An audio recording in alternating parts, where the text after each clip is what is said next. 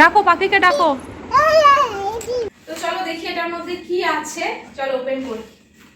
তোমার খাবার চলে এসেছে, তো তোমার খাবার চলে এসেছে।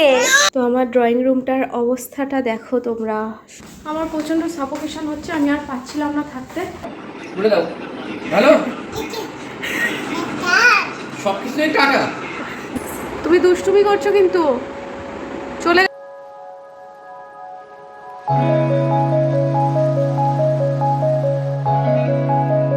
Good morning and welcome back to my channel. এখন বাজে সকাল 11টা আর আজকে সানডে। সকালে চিনিকে খাইয়ে একেবারে ও ঘরে পাঠিয়ে দিয়েছি, কারণ এখন আজকে ঘরটা ডিপ ক্লিন করছি। সব আমি ব্যালকনিতে আছি, তো দরজা বন্ধ। চলো তোমাদের একবার ঘরটা দেখাই, চলো যাওয়া যাক।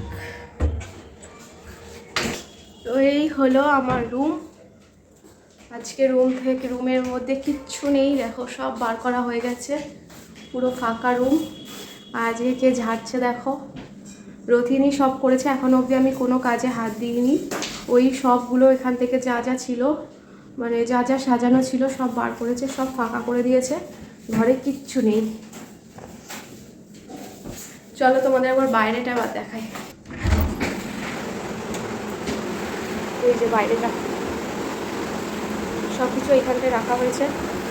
এই যে ঘরের যাবতীয় জিনিস সব এইখানে রাখা হয়েছে, এগুলো এখন ভালো করে ক্লিন করে তারপর ঘরে নিয়ে যাব। তো এবার আমাকেও কাজ করতে হবে, যদিও শরীরটা ভালো নেই, প্রচণ্ড ঠান্ডা লেগেছে। আজকে আরও বাড়বে বুঝতে পারছি, কিন্তু কিছু করার নেই, কাজ তো করতেই হবে। এই যে গামছাটা নিয়ে নিলাম, এটা আমি মুখে বেঁধে দেবো। আমাদের ঘরটা পুরো ধুলোয় ভরে গেছে এখন।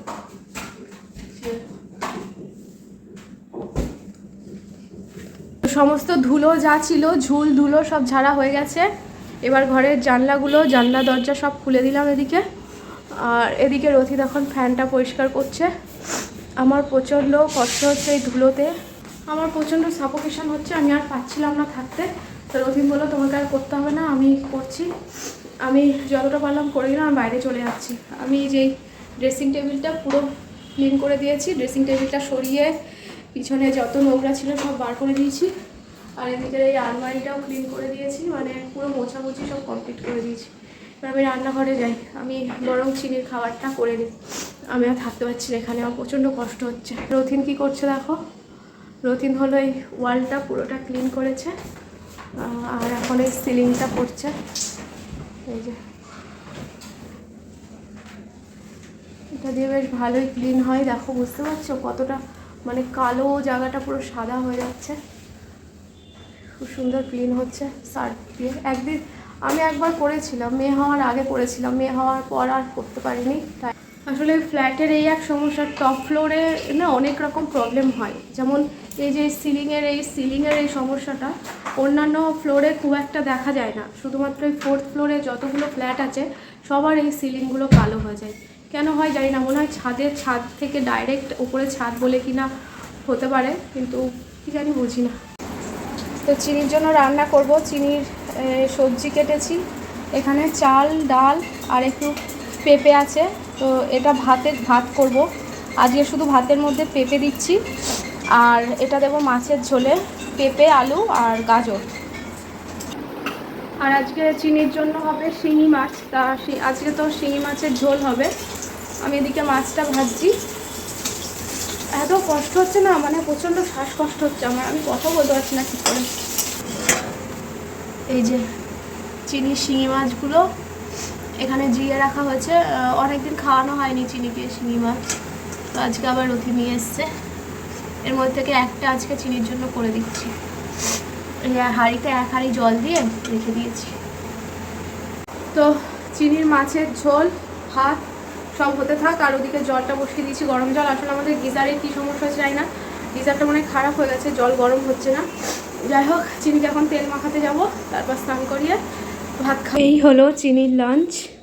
ভাত, এখানে আছে শিঙি মাছটা আমি ভালো করে বেছে নিয়েছি। এখানে আছে ওই মাছের ঝোলের যে সবজিটা সেটা, আর এটা মাছের ডিম। ও মাছের ডিমটা খেতে খুব ভালোবাসে, পুরোটা খাবে না, তাও নিয়েছি, যতটা খাই খাবে। এই যে আমাদের চিনি বুড়ি, এই মাম্মা, তোমার ঘরটা আজকে একদম ক্লিন হয়ে গেছে, পাপাই করেছে মা, আজকে আমি কিচ্ছু করতে পারিনি। ডাকো পাখিকে, ডাকো ডাকো পাখিকে, ডাকো মা, পাখিটাকে ডাকো তো। আয় আয় আয়, চলো। মামামের খাওয়া হয়ে গেছে। মাম্মাম আজকে একটুখানি ভাত খায়নি, পুরোটা খায়নি, আজকে ফিনিশ করেনি, একটু ডুটু ডুটু করছিল। ঘরের মধ্যে খাওয়া অভ্যাস তো, আজকে আর ঘরে খায়নি, তাই জন্য। চলে এসো, চলো এবার একটু নিউবুলাইজার দিতে হবে। চলো, আমি চলে গেলাম, চলে যাচ্ছি আমি। তুই যাবি না তো? এই আমি চলে গেলাম, যাবে না তো তুমি? তুমি যাবে না তো? আমি চলে যাচ্ছি, আমি চলে গেলাম, চলে গেলাম। আমার টাটা দিয়ে দিচ্ছে, চলে গেলাম বললেই টাটা দিয়ে দেবে। যা যা, সত্যি সত্যি চলে গেলে কি হবে তোর? কি হবে? কাকে মা বলবি? হ্যাঁ, এদিকে আয়, নিবুলাইজার দিতে হবে, আয়।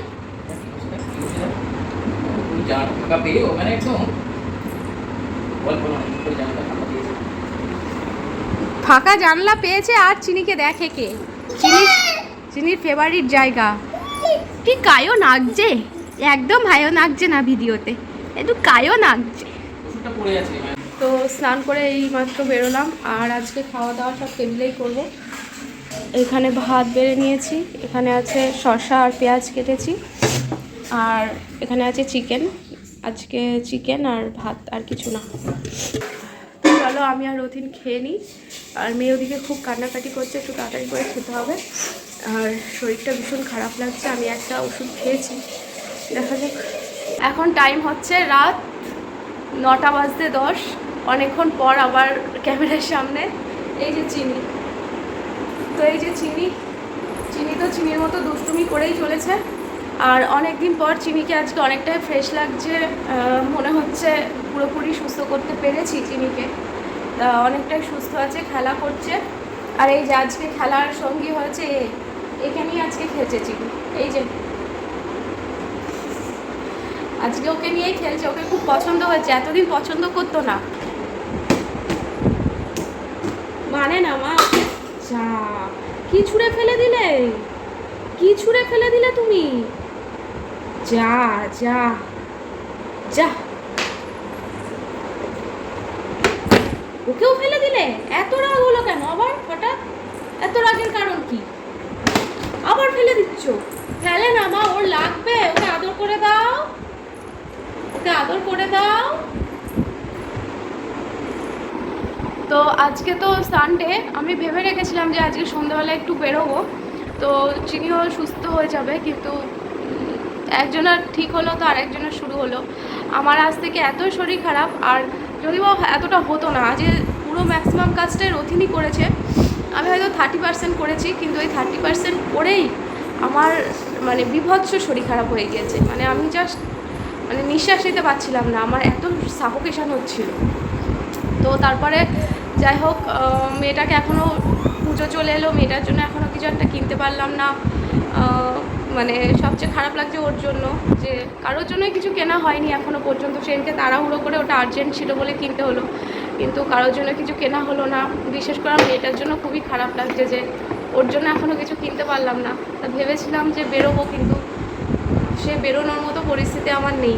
এবার আজকে সানডে, রথিন বলছে আমার বাড়ি থাকতে ভালো লাগে না, ও আবার কোথায় গেল, কিছু একটা কাজেই গেছে। যাই হোক, আমি আজকে মেয়ের সাথে একটুখানি ঘুমিয়েছিলাম। আম্মা, ও মামা, আর আজকে আমাদের ঘর পুরো ফাঁকা, ঘরে কিচ্ছু নেই। আজ আমাদের ঘর পুরো ফাঁকা হয়ে গেছে, কালকে আবার কাজ আছে, সমস্ত কিছু ঝেড়ে ঝুড়ে পরিষ্কার করে ঘরে আনতে হবে, সেই কাজগুলো করা হয়নি। আর সিলিংটা খুব সুন্দর পরিষ্কার করেছে রথিন আজকে।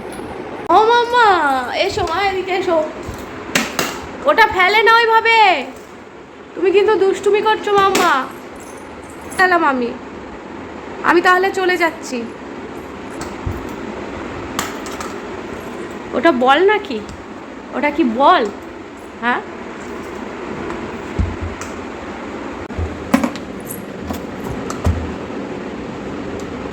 করছে দেখো, বলটাকে এই ক্রিমের কৌটোটাকে নিয়ে কি করছে। রথিন আসার সময় এটা নিয়ে এসছে, এটা কোনো একটা গজা টাইপসেরই, কিন্তু এটা কোনোদিন খাইনি। কি গজা গো? আমাদের ওইদিকে না লম্বা লম্বা পাওয়া যায়। হ্যাঁ, আমাদের ওখানে ওদিকটার সব টেস্টই আলাদা, ওরকম টেস্ট পাওয়া যায়। ভালো খেতে, ভালো খেতে, ভালো বলে দাও। ভালো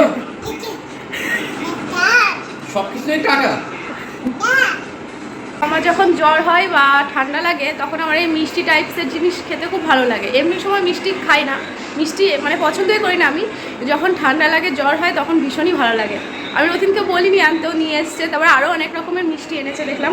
আর আজ একটা পার্সেল এসছে, আমি এটা খেয়ে নিয়ে তারপর পার্সেলটা আমি দেখবো কি আছে, তোমাদের সাথে শেয়ার করব, ঠিক আছে? আমাকে গিফট করেছে ওটা রতিন পুজোয়, ঠিক আছে? পুজোয় গিফট আমার ছিল, ওই চয়েস করেছে, ওই অর্ডার দিয়েছে, আজকে এসছে, ঠিক আছে? প্রথম দেখবে এটা আমি বলে দিলাম। আমিও ফার্স্ট টাইম দেখবো, ও আমাকে দেখায়নি। আমি যখন ওপেন করবো তো তোমরাও দেখবে, আমিও দেখবো। তোমরা গেস করো, প্রতিদিন যা বলি গেস করতে থাকো।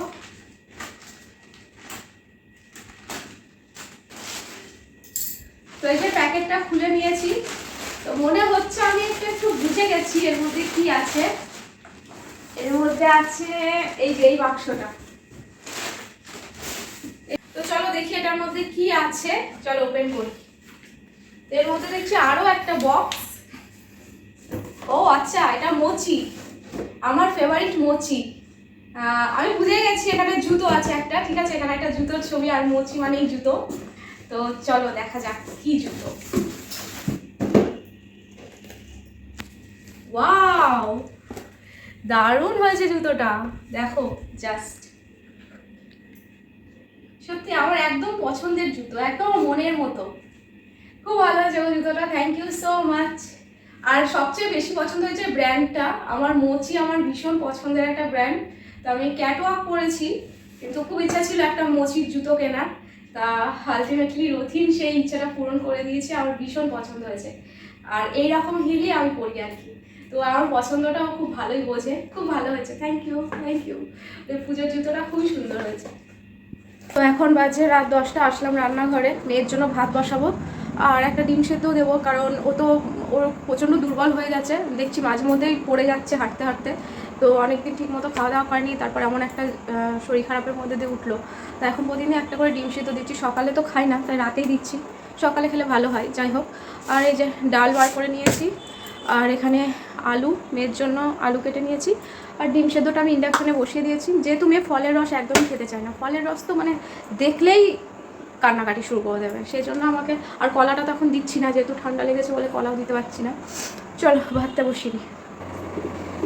চিনির ভাত বসে গেছে, 10টা মতো সিটি দিয়ে নামিয়ে দেবো। আর এইখানে হচ্ছে ডিম সিদ্ধ।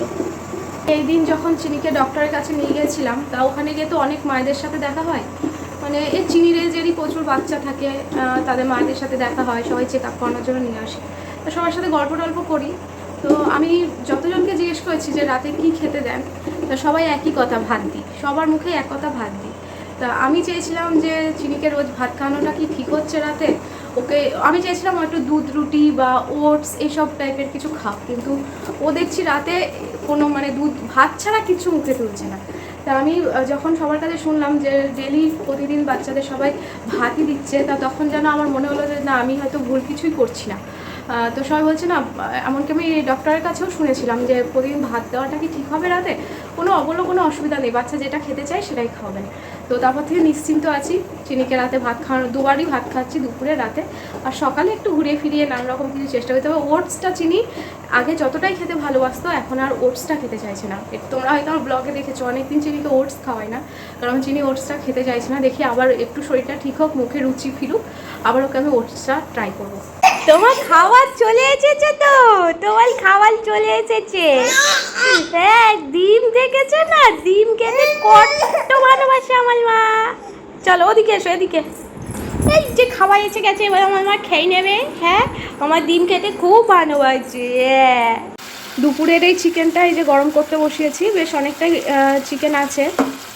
তো এই যে সন্ধ্যেবেলায় একটা ওরকম গজা টাইপসের কিছু খেলাম না, ওটা মানে উপরটা এতটাই ময়দার কোটিং করা ছিল, মানে খেয়ে পেট ভরে গেছে। আমার তো এখনও অবধি খিদে পাইনি, এখনও পেট ভার হয়ে রয়েছে। মা তো বললো কিছু খাবে না, পাপিও বললো রাতে কিছু খাবে না, আর রথিন বললো যে একটু মুড়ি খাবে, মুড়ি দিয়ে আর ওই চিকেন দিয়ে খাবে। তো এই হলো আজকে আমাদের খাওয়া দাওয়া। তো চিনিকে খাইয়ে দিয়ে এসেছি, চিনি এখন রথিনের ঘাড়ে মাথা দিয়ে ঘুরছে। তো চিনি যদি জেগে থাকে চিনিকে দেখাবো, ঠিক আছে, চিনির সাথে কিছুটা সময় ভিডিও করে দেখাবো, আর ঘুমিয়ে বলে তো দেখাতে পারবো না। তো আমার ড্রয়িং রুমটার অবস্থাটা দেখো তোমরা, সব ছড়িয়ে ছিটিয়ে কি অবস্থা দেখেছো। তারপর ওইদিকে এসব কালকে আমাকে গোছাতে হবে। কালকে কিভাবে কখন কি কাজ করব আমি কিছু বুঝতে পারছি না। সব চারিদিকে ছড়িয়ে ছিটিয়ে রয়েছে, ঘরের সমস্ত জিনিস বাইরে। শুধু গোছালেই হবে না, এই আর্টিফিশিয়াল যে ফ্লাওয়ারগুলো রয়েছে এইগুলো, এই গাছগুলো, এগুলো সব সার্ফের জল করে ধুতে হবে, শুকাতে হবে, আর এগুলো সব মোছামুছি করতে হবে কলিন দিয়ে। তারপর যার যার জায়গায় তাই তাই রাখতে হবে।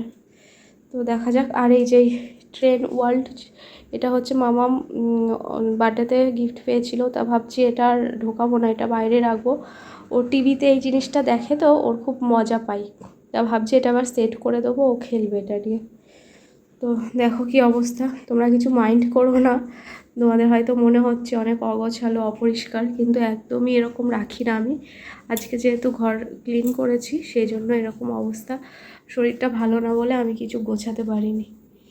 তো এখন টাইম হচ্ছে 1:45, আর তখন বললাম না চিনি মনে হয় ঘুমিয়ে পড়বে, তা চিনি সত্যি সত্যি ঘুমিয়ে পড়েছে। আসলে অনেক রকমের ওষুধ খাচ্ছে তো ঘুম এসে যায়, আর সিরাপ খেলে না একটা ঘুমের ঘোর আসে আলাদা, আমি বুঝতে পারি সেটা। এখন মাঝে মধ্যে খাই না, আমারও ঘুম ঘুম ভাব আসে। যাই হোক, ও ঘুমিয়ে পড়েছে। আর ও ঘুমায়, ওর ঘুমের কথা শোনো, ও রবীন্দ্রসঙ্গীত আর হরে কৃষ্ণ এই দুটো যদি যদি শোনে, ওর অলরেডি ওর একটা ঘুমের ঘোর চলে আসে। প্রেগনেন্সিতে অনেকে বলে যে প্রেগনেন্সিতে এই গান শুনলে নাকি বেবি সেটা শুনতে ভালোবাসে, বা এটা খেলে নাকি বেবি সেটা খেতে ভালোবাসে। অনেকে অনেক কিছু বলতো যখন প্রেগনেন্ট ছিলাম, অনেকে বলতো অনেক কিছু, আমি অনেক রকম ভিডিওতেও দেখেছি।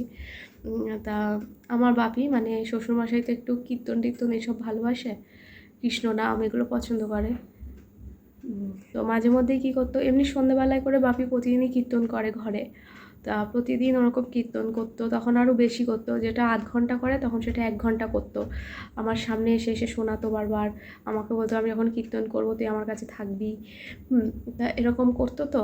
আর তারপরে আমাকে ফোনে অনেক কীর্তনের গান পাঠিয়েছিল, হরে কৃষ্ণ নাম, ওই যখনই সময় পাবি এগুলো শুনবে। আর তখন না শুনতে খুব ভালোও লাগতো, এই ঠাকুরের নাম গান আমি খুব শুনেছি প্রেগনেন্সিতে। আর একটা জিনিস শুনতাম, সেটা আমার বরাবরই যেটা ভালো লাগে, সেটা হচ্ছে রবীন্দ্রসঙ্গীত। তো এই দুটো খুব শুনেছি। আর আমি না একটা আশ্চর্য হয়ে গেলাম যে চিনি হওয়ার পরেও না চিনি ঠিক এই দুটো গান খুব পছন্দ করে। তো এই হচ্ছে ব্যাপার। তো যাই হোক, আমারও ঘুম ঘুম পাচ্ছে, আসলে শরীরটা ভালো নেই তো আমার ঘুম পায় না সচরাচর এত তাড়াতাড়ি। আমার তো একটু তাড়াতাড়ি ঘুম পেয়ে যাচ্ছে, কারণ শরীরটা ভালো নেই, ক্লান্তি লাগছে সেই জন্য। তো চলো বন্ধুরা, চিনিকে তো আর দেখাতে পারলাম না, ইচ্ছা ছিল চিনিকে দিয়ে ব্লগটা এন্ড করাবো, তা সেটা আর হলো না। যাই হোক, সবাই ভালো থেকো, সুস্থ থেকো, সাবধানে থেকো। আর ব্লগটা ভালো লাগলে লাইক করো, কমেন্ট করে মতামত জানিও। Bye, good night.